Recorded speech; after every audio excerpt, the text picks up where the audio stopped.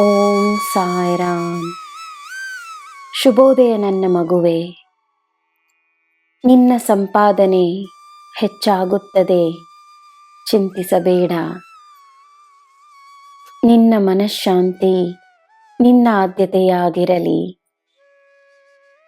ಏಕೆಂದರೆ ನಿನ್ನ ಮನಸ್ಸು ಶಾಂತವಾಗಿರುವಾಗ ನೀನು ಮಾಡುವ ಶ್ರಮ ನಿನ್ನ ಸಾಧನೆಯಾಗುತ್ತದೆ.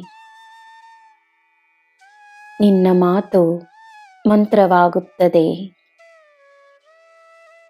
ನಿನ್ನಿಂದ ನಿನಗೆ ಮಾತ್ರವಲ್ಲ, ನಿನ್ನ ಸುತ್ತ ಇರುವವರಿಗೂ ಶುಭವಾಗುತ್ತದೆ.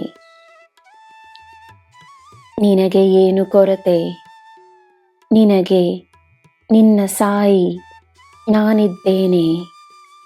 ನಿನ್ನ ದಿನ ಶುಭವಾಗಿರಲಿ. ಸರ್ವಂ ಸಾಯಿಮಯಂ. ಜೈ ಸಾಯಿರಾಮ್.